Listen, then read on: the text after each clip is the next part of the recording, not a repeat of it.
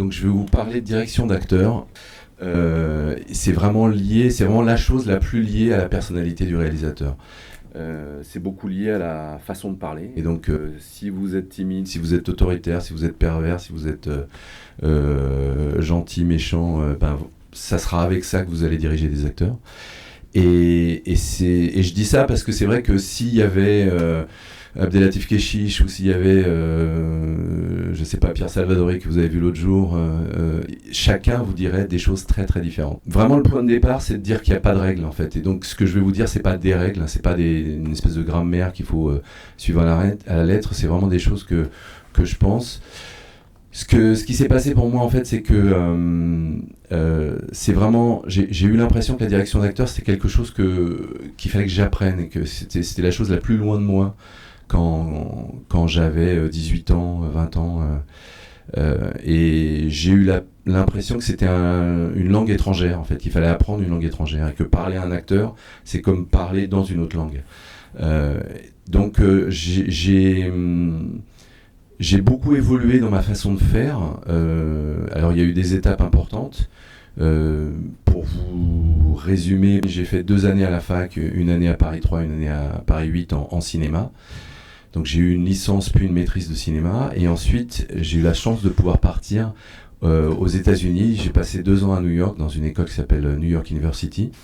Et là-bas, en fait, c'est vraiment là-bas que j'ai appris qu'on pouvait apprendre la direction d'acteur. Et j'ai eu la chance la première année d'avoir un prof qui était un acteur et qui nous a vraiment donné des pistes sur comment faire. Et avant, vraiment, j'y connaissais rien. En fait, moi, je venais de la photo. Donc, moi, disons que ma qualité par rapport au cinéma, c'était plutôt une qualité visuelle, je dirais. Donc, j'avais été chef-op sur des courts-métrages et je savais prendre des photos.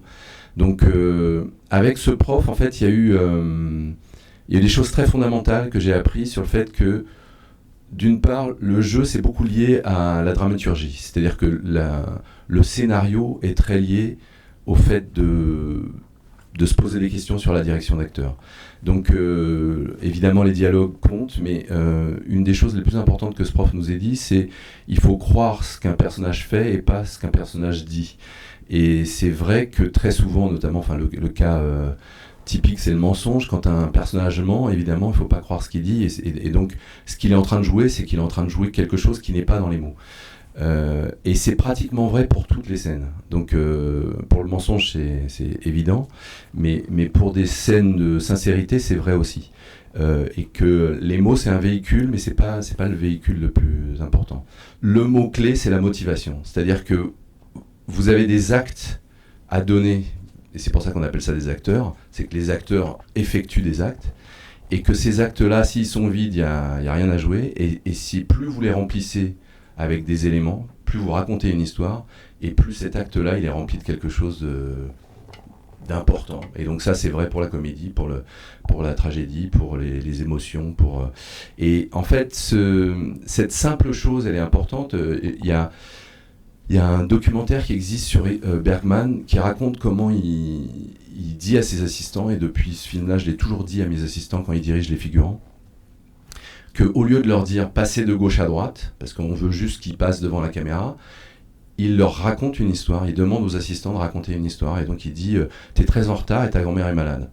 Et d'un coup, au lieu de juste marcher avec ce côté un peu robotique, les figurants ont quelque chose à effectuer. Et en fait, cette différence-là, elle est fondamentale, parce que c'est ça le jeu. Et donc du coup, même pour un figurant, moi je sais que dans tous les films que j'ai faits, il y a toujours, au lieu de dire tu vas là et tu vas là-bas, ce que font tout le monde parce qu'on a envie juste qu'il y ait un déplacement, faut leur dire ils sont en retard, faut leur dire tu refais ton lacet, faut leur dire une mini-histoire, ta copine vient de te quitter, tu viens d'avoir un travail, voilà, une mini-histoire, c'est juste pour qu'il soit habité par quelque chose et que l'acte soit rempli par quelque chose, par justement de quelque chose de psychologique, quelque chose d'habité. Donc cette notion de motivation, elle est vraiment importante, et cette notion de, je dirais, raconter une histoire à un acteur. L'autre chose qui est importante, c'est que c'est difficile de dire marche à un acteur, et c'est aussi difficile de dire sois triste ou sois débile. C'est-à-dire que une chose comme ça soit triste, notamment quand c'est qu'une espèce de mot psychologique, en fait, c'est difficile d'habiter ça. Et donc, il vaut mieux raconter une histoire. Une histoire, c'est quoi? C'est une suite d'actes. Et donc, moi, très souvent avec les acteurs, c'est ça qui m'intéresse, c'est que moi, dans certains cas, je vais lui dire non, t'es inquiète, et t'es vraiment inquiète, et donc du coup, je vais aller dans ce sens-là. Et parfois, c'est plus intéressant d'aller dans le sens de ce que propose l'acteur, parce que justement, il va habiter quelque chose avec quelque chose qui sera plus à lui. Je vais revenir après sur cette notion-là, parce que ça fait appel aussi à différentes façons de jouer. C'est-à-dire que moi, avec les films que j'ai faits, il y a eu beaucoup d'acteurs, et pour vous résumer, je dirige pas de la même façon Romain Duris et Fabrice Lucchini. Je m'adapte beaucoup à ce qu'est l'acteur et à ses qualités, parce que les qualités de Romain sont absolument opposées aux qualités de Fabrice, et donc du coup, plutôt que d'essayer de faire un truc qui est ma méthode et que j'applique à tous les acteurs, il y a vraiment le fait que quand c'est des acteurs comme ça, pour moi, le principe, c'est de moi m'adapter à ce qu'ils sont. Dans chaque film, il y a un scénario écrit, une fiction, donc une histoire qui n'existe pas et qu'il faut arriver à faire exister. Et donc le travail à la fois de l'acteur et du réalisateur, c'est d'arriver à faire exister cette chose qui n'existe pas. Et justement, alors c'est compliqué de raconter ce qui se passe quand ça marche, c'est que c'est le mystère du jeu, l'incarnation, il n'y a que des mots en général un peu mystiques pour parler de ça, c'est que c'est un peu magique ce qui se passe là, c'est-à-dire qu'en quelques secondes, cette personne nous fait croire à quelque chose qui est absolument inexistant. Rendre vrai, c'est justement ça qui est différent chez chaque réalisateur et dans chaque film. C'est que quand on fait une comédie ou quand on fait un drame psychologique, la notion de vrai n'est pas la même. Donc forcément, cette notion de vrai, elle est très variable. Quand vous avez une grosse comédie type Le Père Noël est une ordure, forcément, c'est pas le vrai qu'on cherche. Mais il y a une vérité des situations qu'on est obligé de jouer. Donc du coup, pareil, on va en parler parce que c'est ça qui change à chaque film ou à chaque réalisateur. Alors je vais continuer alors juste de vous raconter ce que ce prof m'avait, nous avait dit quand j'étais à la fac de cinéma à New York. Donc lui, il insistait beaucoup sur le fait que la base du jeu, c'est ces histoires de motivation. Et que du coup, quand on dirige un acteur, ce qui est important, c'est de lui donner la bonne motivation. Pour lui donner la bonne motivation, il faut, c'est ce que je disais tout à l'heure, il ne faut pas être psychologique. C'est-à-dire qu'il faut donner lui, il appelait ça des verbes d'action. C'est-à-dire qu'il vaut mieux dire tu tombes par terre parce que tu n'as plus de force, plutôt que de dire t'es halluciné ou t'es étonné par quelque chose. C'est-à-dire que quand vous transformez en acte ce que vous voulez demander à un acteur, c'est toujours mieux et plus fort parce que c'est très facile à traduire. Quand je vous parlais au début d'une langue étrangère, c'est ça que je voulais dire. C'est-à-dire que il faut arriver, si vous voulez que la personne soit un peu débile et se fasse humilier par quelqu'un et se mette à pleurer, si vous lui dites t'es triste et tu te mets à pleurer, ça suffira pas. Il faut d'abord créer le personnage débile, qui est quelqu'un d'un peu fragile, et vous allez lui donner des éléments pour pouvoir jouer cet état-là, ou ce personnage-là. Et ensuite, il y a des actes qu'il va accomplir et qui va faire qu'il va pouvoir vivre cette humiliation ou cette scène difficile qu'il a à jouer. Moi j'ai juste une question, du coup, est-ce que vous pensez qu'avoir fait du théâtre ou avoir pratiqué un petit peu de jeu, ça aide dans la direction d'acteur? Ça peut aider dans... Oui. C'est-à-dire que, juste pour vous dire, parce que tout à l'heure je vous ai dit que moi je partais de la photographie, que tout ce qui était scénario et direction d'acteur, c'était loin de moi, quoi. C'était vraiment ce qu'il a fallu que j'apprenne le plus. En fait, ce qui s'est passé, c'est qu'au retour de New York, j'avais 25 ans quand je suis revenu de l'école de New York, j'ai commencé à écrire des courts-métrages, à faire des courts-métrages, et en parallèle avec des copains qui étaient des jeunes réalisateurs, qui avaient fait des courts-métrages aussi, on voulait tous les trois réaliser un premier long-métrage, et on s'est dit on va faire un atelier avec des acteurs, et ça a duré plus de 2 ans, on faisait venir des jeunes acteurs On appelait ça l'atelier informel et on a passé, c'était une fois par semaine, on passait 4 heures à essayer des choses. Et ce truc-là a été fondamental pour moi parce que c'était pas du théâtre, hein, on était dans une pièce et puis en général il y avait 4 acteurs, c'est-à-dire que chacun amenait soit 2 acteurs, soit parfois il y en avait 6. Et ils faisaient des scènes, c'était soit des choses qu'on écrivait, soit du théâtre classique, soit une scène d'un film qu'on avait bien aimé. Et en fait, pendant ces 2 ans, on a tout essayé. Par exemple, moi, je voulais voir la différence entre donner un texte une fois et ne le jouer qu'une fois, et le jouer pendant 2 mois à chaque séance, le faire répéter pour voir est-ce que répéter beaucoup, est-ce que c'est mieux que pas répéter. Ce qui est génial quand on fait ça, c'est qu'il n'y a aucune réponse à rien. C'est-à-dire que c'est bien d'avoir expérimenté ça pour savoir voilà, donc à quel moment c'est bien de répéter beaucoup ou au contraire de laisser les choses très très intuitives, parce qu'il y a vraiment dans le jeu parfois des choses qui sont liées au premier jet, qui sont liées au fait de découvrir des choses dans la scène qui est vraiment importante. Donc pour répondre à votre question, ça c'est vraiment en tout cas moi des choses que j'ai découvert en le faisant, quoi. Et je trouve que les cours d'acteurs, c'est-à-dire que moi j'avais pris des cours d'acteurs quand j'avais 20 ans, ça m'a servi justement pour voir qu'est-ce que c'est le jeu, comprendre que j'étais pas un très bon acteur, mais que justement moi je sais quoi dire aux autres, mais je suis pas forcément bon pour le faire, quoi. Donc plus on fait des choses, c'est-à-dire que je pense que c'est vrai de tout le cinéma c'est un art très pragmatique, c'est lié à la pratique, quoi. Et donc du coup, plus vous faites des courts-métrages, plus vous avez des expériences, parce que diriger un enfant, diriger une vieille dame qui a 95 ans, c'est pas les mêmes méthodes de jeu, quoi. Diriger Fabrice Lucchini ou un Clodo, si vous êtes dans la rue et qu'il y a quelqu'un qui n'est pas acteur et que vous avez envie qu'il participe au film, bah forcément, le fait de faire toutes ces choses-là, vous allez voir que voilà, utiliser un enfant, faire travailler un enfant, c'est très particulier. Il y a vraiment des méthodes pour ça. Faire travailler des gens qui ne sont pas acteurs, il y a aussi des méthodes pour ça. Donc du coup, plus vous faites, plus vous apprenez, quoi. Donc ça, c'est une situation comme ça. Après, il y a une scène de l'Auberge espagnole. La scène où Romain Duris est avec Cécile de France et que donc elle est lesbienne, elle veut lui apprendre à savoir comment draguer les filles. Ça c'était alors ce qui était intéressant pour moi, c'est que je savais que bien longtemps avant le tournage, ils étaient sortis ensemble, Cécile et Romain, donc ils se connaissaient, quoi.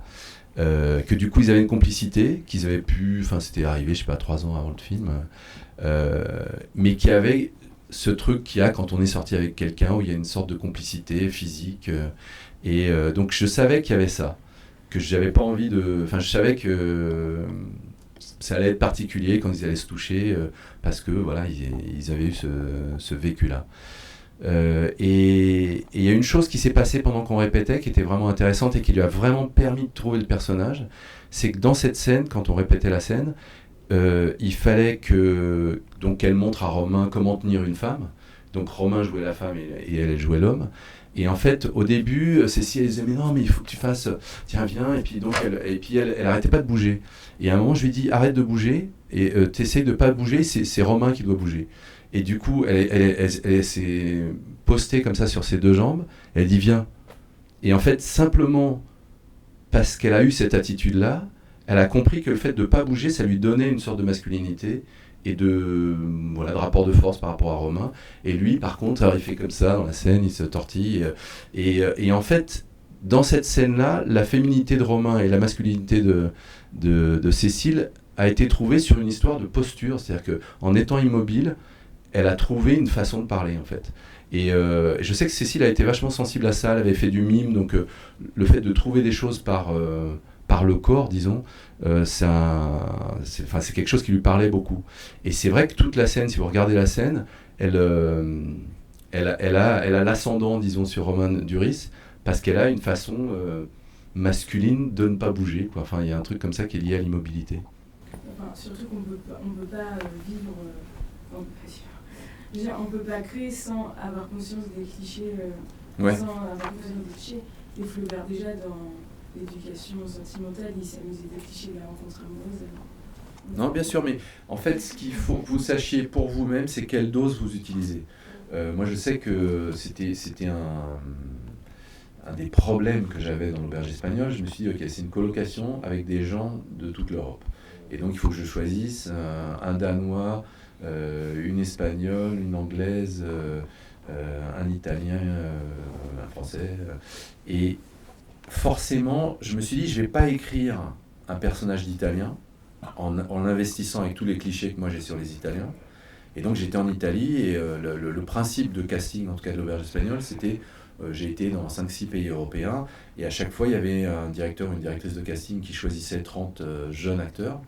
Et nous, on voyait les 30, et puis je ne savais pas si j'allais chercher une fille ou un garçon en général. Et donc je revenais d'Angleterre avec, alors je suis revenu avec 3 acteurs d'Angleterre, en Danemark avec un garçon, en Italie avec un garçon, en Allemagne avec un garçon. Et donc voilà, à chaque fois il y avait quelque chose, c'était plutôt une rencontre. Évidemment, quand j'ai mis tout le monde autour d'une table à Paris, chacun trouvait qu'il était super cliché. Tout le monde trouvait que l'allemand était super allemand, que Romain Duris était super français. C'était drôle d'ailleurs parce que Romain et moi, on n'avait pas conscience qu'il était super français. Mais c'est vrai que tout le monde disait « Oh, il est tellement français, Romain !» Et c'était drôle de voir à quel point chacun, involontairement, est cliché, quoi. Et c'est vrai que il y a des choses... Enfin, moi, j'ai fait le voyage, c'était à une journée de distance entre le Danemark et l'Italie. Quand j'ai fait le casting en Italie, personne n'est arrivé à l'heure. Aucun des 30 acteurs n'est arrivé à l'heure. Ils sont arrivés avec un minimum d'1 heure de retard. Et jusqu'à 3 heures de retard. Ça nous faisait halluciner. Aucun acteur arrive en retard comme ça. Et au Danemark, tout le monde est arrivé avec une demi-heure d'avance. Et donc, moi, si je véhicule ces clichés-là dans le film, c'est atroce. Je peux pas parler comme ça en disant les Danois ou les Allemands sont super à l'heure et les Italiens non. Donc dans le film, ce qui était compliqué, c'était de se dire, ok, il y a des clichés, qui sont vrais, mais je ne peux pas les utiliser tels quels. Et donc il faut que je choisisse la dose de qu'est-ce que je dis sur les Italiens et qu'est-ce que je dis sur les Allemands. D'ailleurs, c'est très intéressant parce que dans votre dernier film, vous parlez des vignes et du vin et d'une histoire familiale. Et c'est assez intéressant parce que justement, quand je l'ai vu, je me suis quand même dit que ça ressemblait pas trop à ce... Enfin, il y a eu plusieurs films sur le vin récemment, dans ces dernières années, et ça ressemblait pas trop à ce qu'on avait l'habitude de voir. Et je me demandais comment vous avez justement réfléchi à éviter les clichés qu'on peut avoir sur le vin, sur le monde, sur ce monde-là, et aussi sur le personnage principal qui veut échapper à sa vie rurale. Comment éviter ces clichés-là, comment ne pas tomber dans le piège aussi. En fait, c'est beaucoup par la documentation que moi, en tout cas sur ce film-là, il y a plusieurs films récemment où j'ai fait une espèce de travail de journaliste avant de filmer, parce que c'est des mondes que je connaissais pas et qu'il fallait que j'investisse moi. Et donc du coup, j'ai dû parler avec une 40aine de vignerons, j'ai été beaucoup en Bourgogne, j'ai parlé avec plein de gens. Et donc chacun me racontait sa version des choses. Et donc il y avait les femmes vigneronnes qui me racontaient des trucs, les hommes vignerons qui me racontaient d'autres trucs, les jeunes qui avaient autour de 30 ans qui me racontaient des choses et les gens de 80 ans. Donc tout ça, ça fabrique de la matière qui fait qu'ensuite moi je fabrique le conflit entre Pio Marmaille et son père sur ces notions de génération, que le personnage de Juliette, d'Anna Girardot, c'est nourri par ce que me disent les femmes qui deviennent vigneronnes, que c'était pas facile il y a 20 ans et que c'est beaucoup plus accepté aujourd'hui. Donc il y a plein de choses de la vérité de ce monde-là qui viennent des enquêtes que j'ai menées ou des interviews que j'ai fait. Après, la chose est plus intéressante sur ma part du gâteau. J'ai fait le même travail, parce que c'était sur le monde de la finance que je connaissais encore moins que le monde du vin, qui est un milieu qui c'est super compliqué de parler de ça, parce que c'est très complexe, on ne comprend rien à ce qu'ils font avec leurs ordinateurs. Donc pour investir, qu'est-ce qu'ils font, c'est quoi leur quotidien, on se documente, et puis après on choisit est-ce qu'on prend ou pas, quoi. Et on choisit quelle dose, quel aspect de la réalité on a envie de raconter. Et moi c'est vrai que le personnage de Gilles Lelouch, j'ai pompé certaines personnes que j'avais rencontrées qui regardent pas du tout les gens à qui ils parlent et qui sont tout le temps en train de faire des textos et qui disent oui donc je te dirai demain ce que je veux te dire, mais et donc ils ne s'adressent jamais aux gens, ils sont toujours ailleurs en fait. Et donc ça c'était une des choses qui a nourri le personnage de Gilles Lelouch. et qui est vraiment, Gilles et moi, on les a rencontrés, ces gens-là, et ça nous faisait rire, quoi, parce que c'est une espèce de tic que ces gens ont, ils ne se rendent même pas compte qu'ils sont comme ça.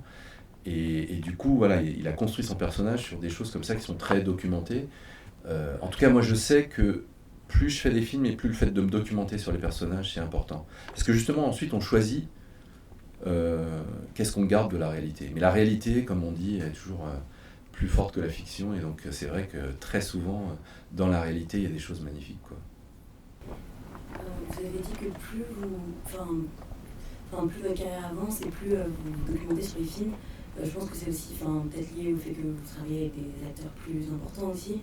Et je voulais savoir si au début de votre carrière, vous essayez plutôt de trouver des acteurs qui se rapprochaient des rôles de vos personnages, c'est-à-dire comme c'est des acteurs moins connus, souvent dans l'Auberge espagnole, il y a pas mal de jeunes acteurs. Est-ce qu'au début, vous tentiez plutôt de trouver des acteurs qui se rapprochaient en fait de vos personnages, aller chercher, comme par exemple, je pense à Gus Van Sant dans On Private Idaho, des acteurs non professionnels. Est-ce que vous alliez vraiment chercher des gens qui se rapprochaient des personnages?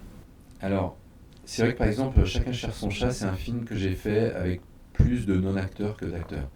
Il y avait Garance Clavel qui était une jeune actrice, il y avait Zindine Sohem, il y avait Simon Akarian, il y avait quelques acteurs, mais sinon la majorité des gens, c'était des gens du 11e arrondissement qui étaient des concierges, des gens qui avaient un magasin, des SDF, puisqu'on a tourné avec des vrais SDF.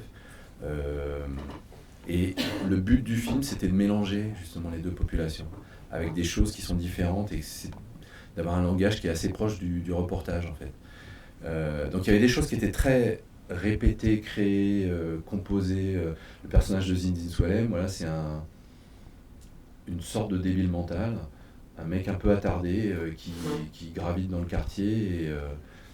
Et là, on a beaucoup travaillé en atelier avant pour qu'il construise son personnage, et c'est un vrai travail d'acteur, quoi. Parce qu'il a un phrasé qui n'est pas le sien dans la vie, et une façon de se comporter. Pareil, alors c'est drôle, c'est un truc physique qui lui a permis de trouver son personnage. C'est qu'en fait, au début, il cherchait, voilà, quelqu'un qui est idiot, quoi. Et donc il cherchait son idiot, comme je ne sais pas si vous connaissez le film de Lars von Trier, Les Idiots, où chacun des personnages cherche son idiot. Donc il y avait un peu ce côté-là, et en fait il a réussi à trouver ça en adoptant une attitude de frimeur en fait. C'est un mec un peu débile qui essaye de faire le mec à l'aise. Et donc il est toujours un peu en train de faire ça, il joue à être Johnny Hallyday, quoi, disons. Et évidemment ce qui est drôle, c'est qu'il n'y arrive pas, quoi. Donc je sais que c'est au cours des séances de travail, il a trouvé ce personnage-là, et du coup on a beaucoup travaillé sur ça, sur le personnage faussement à l'aise. Et du coup, dans le film, ce qui était intéressant, c'est qu'il y avait des fois où, par exemple, il y a une scène où il y a Zindine et Garance Clavel qui amènent une bonbonne de gaz à une vieille dame. La vieille dame, on avait vu, elle était à moitié folle. Et on s'est dit, en même temps, elle est extraordinaire. Et en fait, on l'a repérée parce qu'elle parlait à son mari. Il y avait une urne avec les cendres de son mari qui était sur sa télé. Et elle parlait à son mari, donc aux cendres de son mari. Et comme on a vu ça en faisant le repérage, on s'est dit, ça serait super de faire une scène avec ça. Et donc quand ils viennent livrer la bonbonne, elle se met à parler à quelqu'un, tout le monde se demande à qui elle parle. Et puis à un moment, elle explique, je parle à mon mari. Donc il y avait une sorte de scénario, quoi. C'est-à-dire qu'on voulait qu'elle dise ça, mais c'était pas du tout quelqu'un, je ne sais même pas si elle savait lire. Je savais pas si elle allait faire ce que j'allais lui demander. Et donc tout le monde est dans une situation de reportage, et où Garance et Zindine, ils savent ce qu'ils ont à dire, ils savent qu'ils doivent la pousser à dire certaines choses, parce que moi je leur dis, j'aimerais bien qu'elle dise ça, et je leur dis aussi, à un moment il faut qu'elle aille vers la fenêtre, enfin il y a une espèce de déplacement qu'il faut qu'elle fasse, et il y a un moment, moi je leur donne les clés du truc, c'est-à-dire que c'est les deux acteurs qui sont dans la scène, qui dirigent cette femme, et où ils essayent de lui faire dire ce que moi j'ai envie qu'elle dise. Mais ça c'est... Alors moi je sais que cette scène-là, c'était un des trucs les plus durs que j'ai eu à faire, quoi, parce que on n'est plus dans le jeu d'acteur, on est dans le fait de manipuler la vie, c'est autre chose, quoi. Et tout ça passe sur la cohésion qu'il y a entre Garance, moi et Zindine, et où il faut qu'il se passe quelque chose pendant le plan, quoi. Et donc c'est un exercice d'équilibriste, c'est un peu la même chose qu'il y a eu avec les SDF, hein, où moi je leur demande des choses et puis ensuite ils improvisent avec les acteurs. Donc ça, c'est des cas de figure assez particuliers où on mélange le vrai et le faux, des choses très composées avec des choses qui sont totalement brutes. Enfin, moi je sais que j'ai beaucoup aimé faire ça et que je continue à le faire là dans Ce qui nous lie, le dernier film que j'ai fait. Il y a beaucoup de choses comme ça, parce que les vendanges, c'est des vrais vendanges. Il y a des gens qui ne sont pas acteurs. Pour répondre aussi à votre question, c'était une des choses que je voulais vous dire au tout début. Et en fait, j'en ai pas parlé. Je sais que je suis en train d'écrire un texte là-dessus, sur le fait qu'il y a deux grandes sortes d'acteurs. Il y a les acteurs du faire et les acteurs de l'être, pour moi. Et donc, un exemple d'acteur de l'être, c'est Romain Duris, où, quand je le prends pour jouer le Péril jeune, il est le personnage. Et moi, je le filme. Et alors, il a un dialogue, rien n'est improvisé, mais en tout cas, il joue avec ce qu'il est, quoi. Quand je demande à Lucchini de jouer un PDG d'un magasin dans Rien du tout, dans mon premier long métrage, c'est vraiment quelqu'un du faire, Lucchini, et donc c'est quelqu'un qui compose un personnage. Donc là, il s'est référé à des PDG d'entreprise, à des gens comme Tapi. Il y avait, à l'époque, dans les années 80, il y avait vraiment une espèce de style de PDG dynamique, sympa. Et donc on voulait ressembler à ce qu'étaient ces jeunes PDG. Et donc là, il fabrique un personnage, il le compose. Et c'est le contraire du travail qu'il y a eu avec Romain, où même si le film se passe dans les années 70, le Péril jeune, et il a besoin de composer un personnage parce que, d'une part, il ne connaît pas l'époque. Moi, quand je fais le Péril jeune, j'ai 30 ans, et lui, il a 19 ans. Et donc, moi, je me réfère à quand j'avais 17 ans, et donc le milieu des années 70. Et je suis obligé de donner à tous les jeunes acteurs des informations sur le fait qu'au lycée, on n'était plus politisé, qu'il y avait beaucoup de choses qui ont changé dans les lycées 15 ans plus tard, quoi. Donc du coup, je suis obligé de les nourrir de documentation, d'informations, qui fait qu'ils composent un personnage qui parle avec le langage des années 70. Il y avait des trucs qu'on se disait, ou des expressions genre j'ai vraiment la bif, hein, qui ne se disaient plus du tout déjà à l'époque, et pour dire j'ai vraiment la honte.